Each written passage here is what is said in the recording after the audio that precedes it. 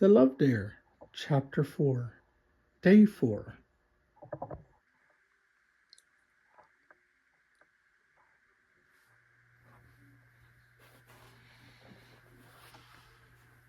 Okay, we are reading this. We're on Day 4. Love is thoughtful.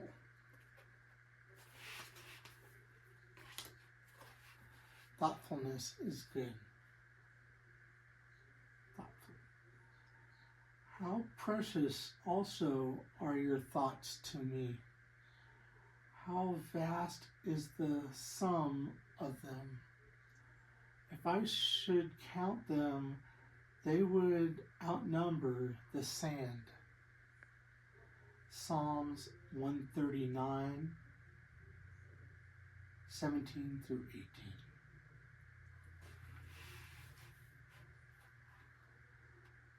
Love thinks it's not the mindless feeling that rides on the waves of emotion and falls asleep mutually. It keeps busy in thought.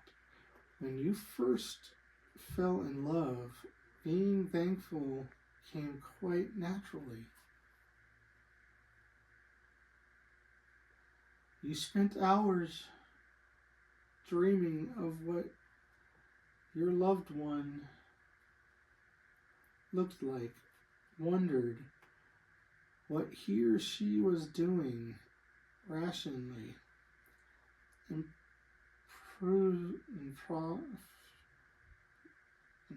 impressive things to say.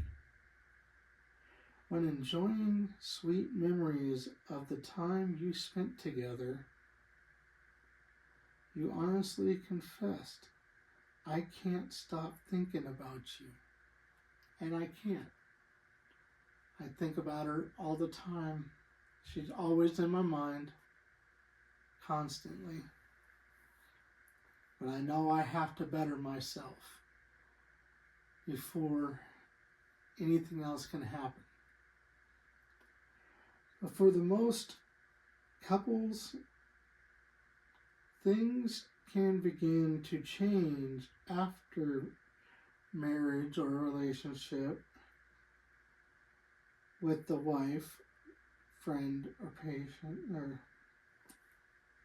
partner. Finally, her man, the husband or friend or partner, has his trophy. The hunt is over and the pursuing done. Sparks of romance slowly burn into gray embers, and the motivation of thoughtfulness cools. You drift into focus on your job, your friends, your problems, your professional desire, personal desire yourself. After a while, you unintentionally begin to ignore and need your mate or partner or friend. But the fact that marriage or relationship or partnership, if you're thinking does mature enough to constantly include this person, you catch yourself being surprised rather than being thoughtful. Today's our anniversary.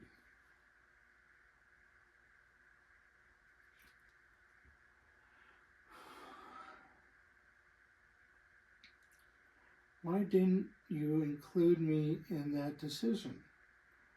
Didn't you even think about anyone but yourself?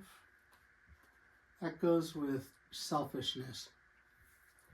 You don't want to be selfish in a relationship. You want to be thankful and thoughtful of one another. If you don't learn to be thoughtful, you end up regretting missed opportunities and great love. Thoughtlessness is a silent enemy.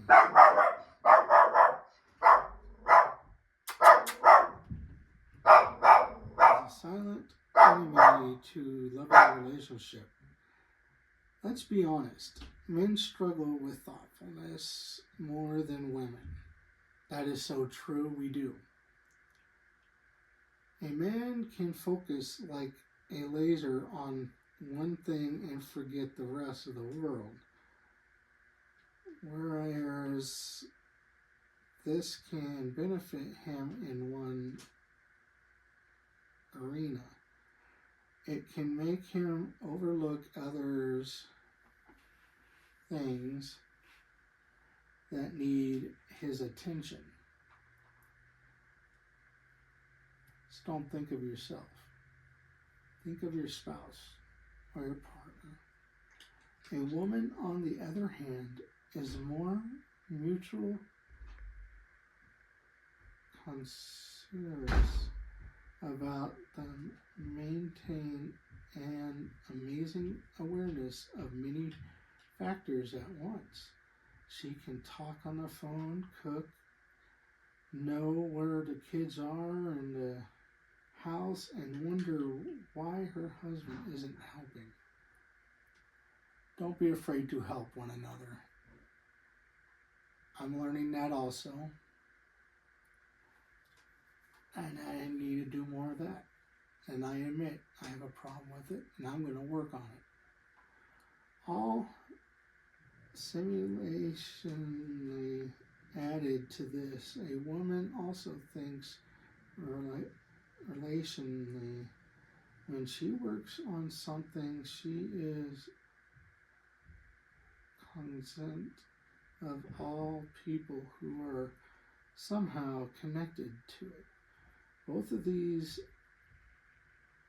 tendencies are examples of how God designed women to complete their men. As God said at creation, it is not good for the man to be alone. It will make him a helper suitable for him. Genesis 2:18.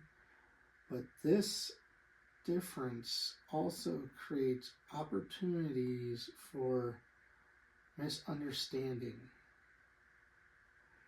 Men, for example, tend to think that headlines and say, example, what they mean.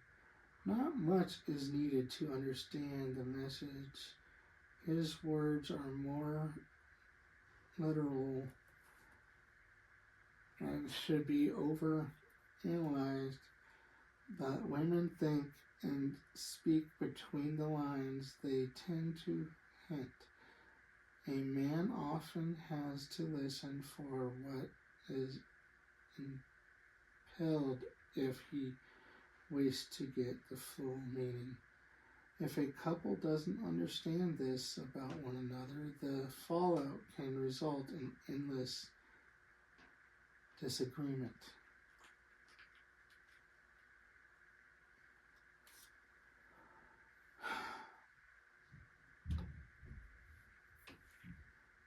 Is frustrated, wondering why she speaks in riddles and doesn't just come out and say things. She's frustrated, wondering why he's so inconsiderate and doesn't add two to two together and just figure it out. A woman deeply longs for her partner, husband, or friend to be thoughtful. It is a key to help her feel loved. When she speaks, a wise man will listen, like a detective, to discover unspoken needs.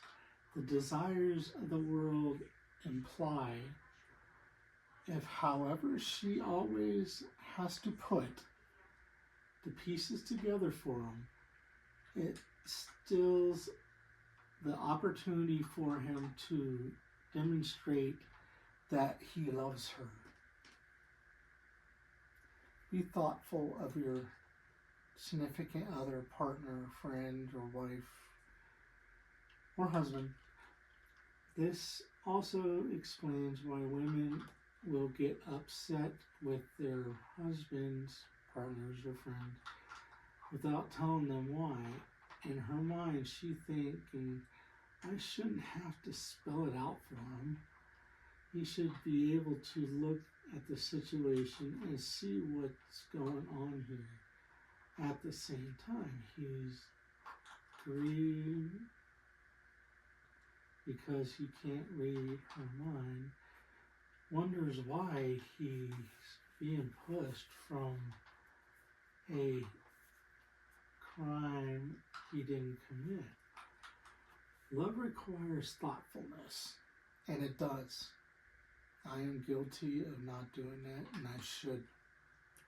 And I'm sorry, forgive me. For both sides, kind build bridges through constructive combinations of patience, kindness, and selflessness. Love teaches you to meet in the middle, to respect and appreciate how your spouse uniquely thinks. A husband should listen to his wife, or friend or partner, learn to be considerate of her unspoken message. A wife, partner, or friend should learn to communicate thoughtfully. That's not saying one thing while meaning another, but too often you become angry, frustrated, following the destructive partner of ready, shoot, aim. You speak harshly and determine later if you should have said it. I am guilty of saying stuff like that, and it's bit me in the butt. I'm sorry. Please forgive me. I need to listen to you more. And I'm sorry I wasn't there to listen to you. And I should have been.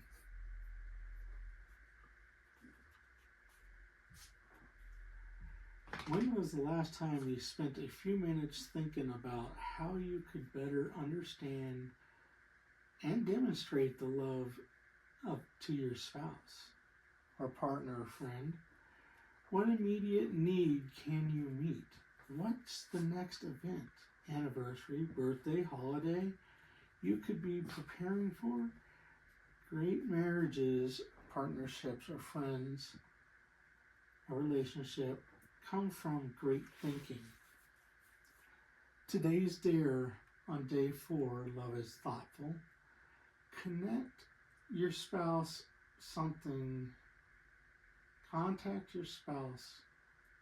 sometime during the business of the day. Have no agenda other than asking how he or she is doing, and if there is anything you could do for them. Check here when you have completed today's dare. What did you learn about yourself, your spouse, partner, or friend, or relationship by doing this today?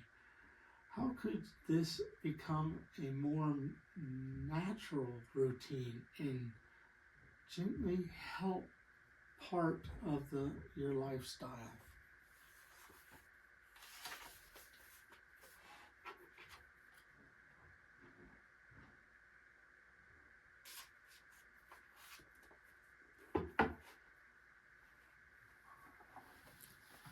Well, I am guilty of it too. and I should have put her meanings in front of mine. I am so sorry. Please forgive me. I need to listen more to you. And you're only helping me, and I pushed you away, and that wasn't right. I am very sorry. Please forgive me.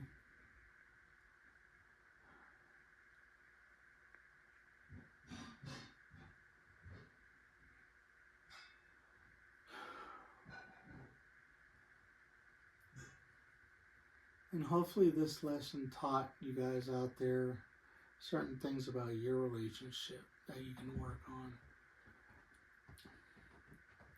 I need to better myself.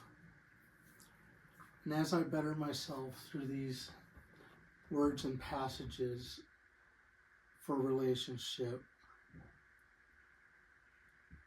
hopefully it'll better me. Through therapy, I've learned today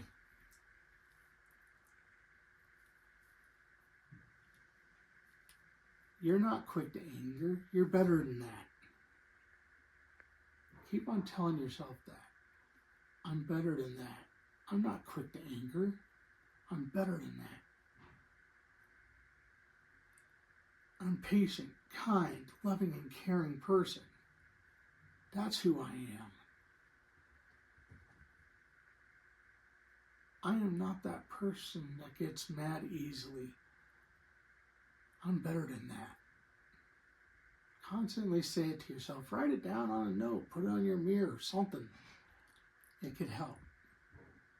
And I said that all the way home. And it actually made me feel a little better. I still need to do it every day to help me. And I just thank you for all you subscribers out there. Maybe spread it around. Get some more subscribers out there. And I love you all. God bless.